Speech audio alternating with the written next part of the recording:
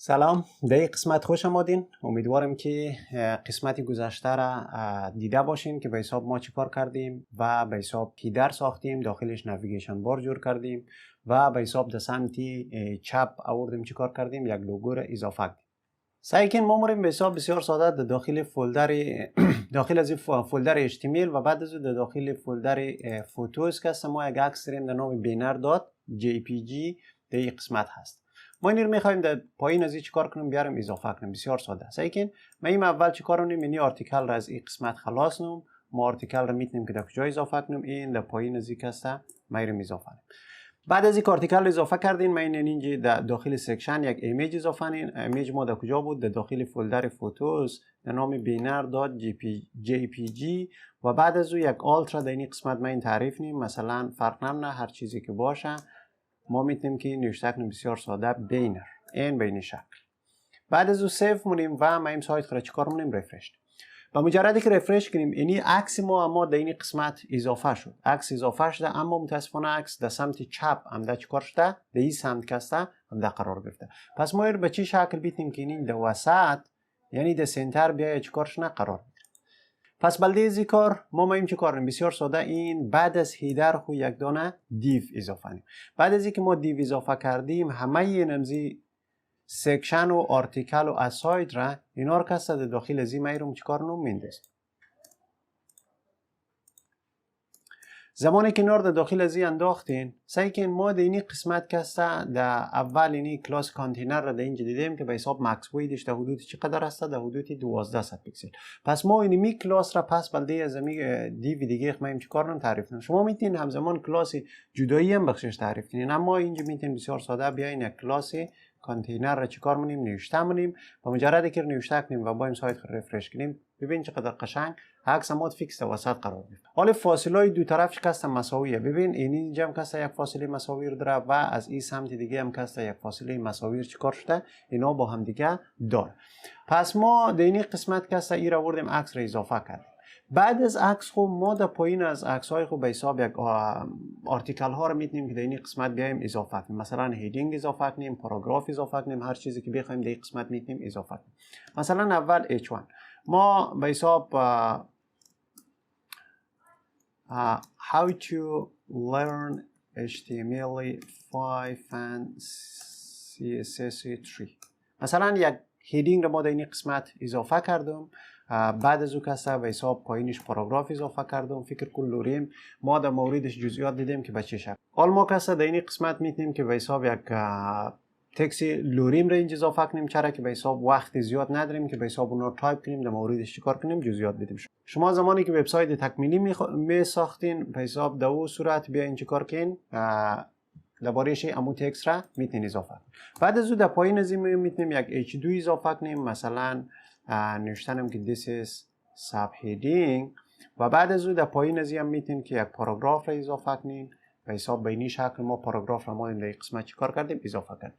زمانی که پاراگراف را اضافه کردیم، بعد از این در پایین از این کسته ما میتونیم بسیار ساده یک لیست اضافه کنیم. بازم H2 رو ما قرار میدیم، مثلا this is a list یا this is lists و بعد از این کسته لیست ها را ما میتونیم بسیار ساده در داخل UL قرار میدیم و بعد از اینکه UL قرار دادیم، مثلا LI ما میتونیم که لیست ها رو بیاریم قرار بدیم. سیه how to make a basic website. بعد از اون میتونیم دوپلیکیت کنیم به سمت پایین به حساب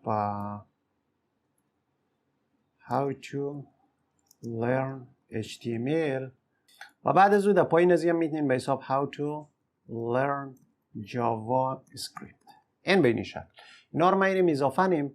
بعد از این که هستم ما در پایین از این میتونیم که به حساب یک هیدینگی دیگر اضافه کنیم، به حساب یک کانکلوژن داشته باشیم. H2 مثلا conclude یا conclusion و بعد از اون در پایین از این میتونیم که بازم یک پاراگراف اضافه کنیم به نام لوری. زمانی که اینا رو اضافه کردین به حساب بعد از اون میتونیم در پایینش بایم یک پاراگراف دیگر اضافه کنیم و در داخلش میتونیم از تگ اسمال مثلا توسط هر کس که نوشته شده. سیه میتونین کور بسیار ساده در اینجا با این چیکار کنین، نامش را لیست کنین. زمانی که ما بیایم رفرش کنیم سایت خره، سعی کنیم چقدر قشنگ همین تمام از همین تکس های ما هم در این قسمت قرار گرفته. هیدینگ ها، پاراگراف، بعد از او سب هیدینگ و بعد از او به حساب این یک لیست داریم UL ان اوردر لیست ما هم در این قسمت چیکار شده قرار گرفته. پس اینا رو ما اضافه کردیم. ما به چه شکل به حساب بیایم اینا را چیکار کنیم؟ استایل. اولین کاری که ما مونیم سعی کنیم این دینی قسمت پاراگراف های ما کسته یک ذره فاصلهش با هم دیگه نزدیکه. ما میخوایم از پایین از یک ذره فاصله چیکار شونه داشته باشه. ولی دیزی که از پایین از فاصله داشته باشه ما میمیم دینی قسمت پاراگراف را میتونیم بگیریم. بعد از اینکه پاراگراف را به حساب گرفتین میتونیم که یک مارجین بدین، بخشش مارجین باطن به حساب در حدود چقدر؟ مثلا در حدود 20 پیکسل. زمانی که بایم سیف کنیم و سایت را رفرش کنیم سعی کن از پایین تمامی از این پاراگراف های ما به اندازه 20 پیکسل چیکار شده به حساب فاصله را دبل دی همش سعی کن اینجا 20 پیکسل فاصله داره، اینجا 20 پیکسل فاصله داره، این قسمت 20 پیکسل فاصله داره.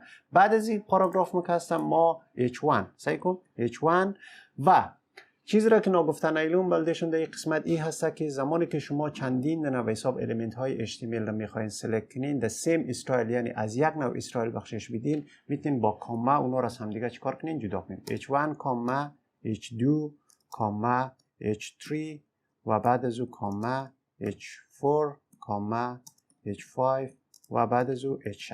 همه از اینا را مشخص دونه هیدینگ را به حساب در صورتی که ما 2 دانش اضافه کردیم یا نهایت 3 دانش، اما در صورتی که همه‌اش را به این شکل شما میتونید که چیکار کنین؟ استایل بدید. پس اینا رو که اضافه کردین میتونین که از پایین اینا بلدیز اینا چیکار کنیم؟ یک فاصله ایجاد کنیم. مثلا مارجین در حدود چقدر؟ در حدود 10 پیکسل. زمانی که ما مارجین 10 پیکسل بلدیزی بدیم و با این سایت رو رفرش کنیم سعی کنیم چقدر قشنگ از پایین هیدینگ های ما چیکار شد به حساب فاصله ایجاد شد. این دینی قسمت ها. خب بعد از این کسان نوبت لیست ما میرسه. سعی کن این ULLI را که ما در این قسمت لیست را که ساختیم ما میم در این بخش چی خود در داخل CSS. زمانی که داخل CSS آمدیم میم چه کار کنیم؟ بسیار ساده به حساب UL و کاما OL امی اوردر لیست و ان اوردر لیست را در صورتی که چی باشه فاصله بین از نور ما یک ذره به حساب بخشش چی کار می‌کنیم؟ فاصله می‌کنیم. مثلا چون به خاطر از اینکه اینی از زیر از اینا هم که هست فاصله نداره یک این قسمت و بعد از او سعی کن به سمت چپ یک ذره خود اینا کشیده از حالت اصلی شکار کرده خود خارج کرده با او سمت. پس ما میتونیم که مارجین لیفت اول بخشش بدیم در حدود چقدر؟ در حدود 20 پیکسل.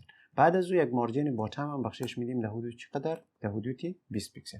زمانی که اینا رو بدین و با این سایت رو رفرش کنین سعی کن بسیار قشنگ اما چی کار شد؟ این فاصله بین از اینا اول ایجاد شد و اینا اما فیکس دمی لاین اصلی اما چی کار شد؟ قرار گرفت.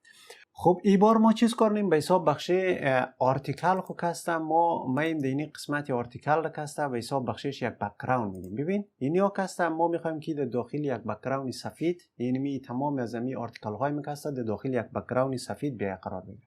پس بلدی از او کار میتین بسیار ساده با این در داخل از این آرتیکل خو و در اینجا کلاس تعریف. مثلا فرق نمیکنه ما یک کلاس در نام آرتیکل در این قسمت نوشته مونیم و بعد از اینکه آرتیکل نوشته کردین مینین دینی پای دینی قسمت کسته امو کلاس آرتیکل خرا از اینجا میگیرین. بعد از اینکه کلاس آرتیکل خرا از اینجا گرفتین میتونین بلدش یک بک‌گراند بدین. مثلا بک‌گراند HFFF یعنی رنگ سفید.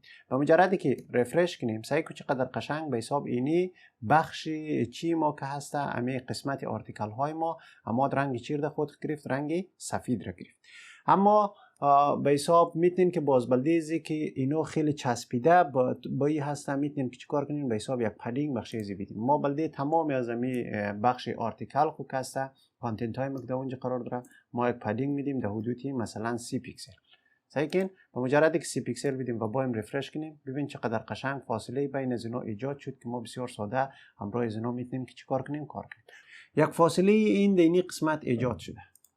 سعی کن ما در صورتی که 100% کنم این قسمت که یک فاصله ایجاد شده که ما رو به حساب این بخششم سعی کن زوم کردم این قسمت را اینجا که یک فاصله بخششم چیکار شده؟ ایجاد شده. شما این فاصله رو به چه شکل میتونید که چیکار کنین؟ از بین ببرید. خوب سعی کن. ولی دیزی که ما فاصله را از بین ببریم میتونید بسیار ساده با این دینی قسمت. در اینجا که ما خود تگ ایمیج را از اینجا میگیرین و بعد از اینکه تگ ایمیج را از این ساحه گرفتین، کار شما چی هسته؟ این هسته که به حساب دیسپلی از این چیز را باید با این بلاک بگیرین یک، و بعد از اینکه هسته به حساب دیسپلی را بلاک بگیرین و بعد از اینکه هسته به حساب یک مکس وید بخشیزی ما این چیکار نی تعریف. مثلا مکس ویدش در حدود چقدر باشه؟ در حدود 100%. زمانی که 100% بخشیزی بدیم و با این سایت را خوب سعی کنین در این قسمت، زمانی که سایت را رفرش کنیم خود را بالا کشید دیگه در این قسمت که هست فاصله بین از اینا چیکار نمیشه؟ نمونه. اما یک مشکل دیگه ایجاد شده، اگر متوجه باشین اینی زیر لوگوی مکسته یک ذره فاصله بیشتر یا فاصله زیادتر عمده چیکار شده؟ ایجاد شده. پس ما بلده زیر از لوگو چی کار کنیم؟ سعی کن زمانی که ما سیو کنیم ما این دینی بالا در کدام قسمت؟ این دینی قسمت. زمانی که اینجا آمدین این nav ULLI را کسته از اینجا میگیرین و ایر در اینجا چیکار کنین؟ پیست مونین و بعد از او کسته بلدیزی یک مارجین میدین. مارجین باتمش را در حدود چقدر؟ در حدود 0 پیکسل. زمانی که با این اینجا یک فاصله ایجاد شده، این چون اینی آنال در سنتر خود خود نشان نمیده دیگه، بلدیزی که به حساب شما ایر در سنتر بیتین ببینین ما اینجا فاصله ایجاد شده. فاصلهش را میتین اینی ULLI را مارجینش را چیکار کنین؟ مارجین باتمش را 0 بدین. در صورتی که مارجین باتمش 0 بدین و با این رفرش کنین سعی کو بسیار ساده خود خرچ کار کرد بالا کشید که ما به این شکل تنیستیم که به حساب ایر چیکار کنیم در این قسمت بیاریم اضافه کنیم. خب ما ایر آوردیم در این قسمت چیکار کردیم؟ اضافه کردیم. اینالی یک فاصله میخوایم، یک فاصله بین از اینا و بین این از قسمت، بین از عکس و از زیر لوگوی مو و در آخر از چیکار شنا یک فاصله داشته باش. ولی از اینکه فاصله رو ما به حساب داشته باشیم ما مییم در این قسمت در داخل به حساب خود کانتینر. سعی کو زمانی که ما فاصله بدیم میتونیم فاصله بدیم یک کانتنت را در اینجا چیکار کنیم؟ کلاس کانتنت را نوشته کنیم. زمانی که کلاس کانتنت را در این قسمت نوشته کردین یک چیز دیگر بخششون بگیم. زمانی که شما فاصله میدین در این قسمت اینی یعنی یک کلاس جداییه دیگه، شما نیاز ندارین که اینجا باز نام کلاس را نوشته کنین. فاصله کانتنت نوشتنین یعنی اینا دو دونه کلاس ما در اینجا داریم، یک کلاس کانتینر هسته و دیگهش کلاس کانتنت هست.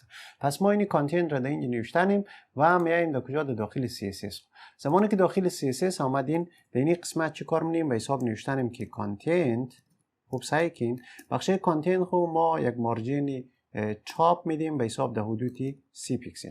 زمانی که ما مارجین تاپ در حدود 30 پیکسل بدیم ببین بین این زی فاصله را و وقتی که رفرش کنیم اینجا کسته یک فاصله 30 پیکسلی ما چیکار شد؟ اضافه شد. یعنی خیلی قشنگ حال چیکار میشه نشان میده. و در پایینش هم یک همچین فاصله ای را ما میخوایم چیکار کنیم؟ ایجاد کنیم. ولی در پایینش هم میتونیم بسیار ساده نوشته کنیم که به حساب مارجین باتم در حدود چقدر؟ در حدود 30 پیکسل.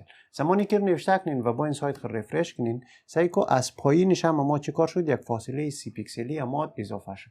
حالا بسیار قشنگ اگر ما با این ببینیم وبسایت ما این به این شکل فاصله از پایین هم داره و از بالایش هم چیکار شده؟ این دینی قسمت یک فاصله 30 پیکسلی را هم قرار.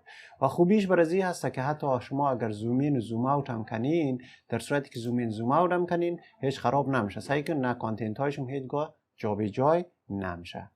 این جلسه را در اینجا چیکار کنم؟ به حساب ختم کنم به خاطر از اینکه خیلی طولانی نشنه که بلدیشم خسته کن نشنه. و در قسمت بعدی ما یک فوتر جورنیم و بعد از اینکه هسته به حساب اساید را در پالویزی میریم چیکار می‌کنیم؟ قرار میدیم عمودی که به حساب در بخش سیمنتیک تک ها بخششون نشان دادم در اینجا مییم به مشکل بلدیشم چیکار کنم؟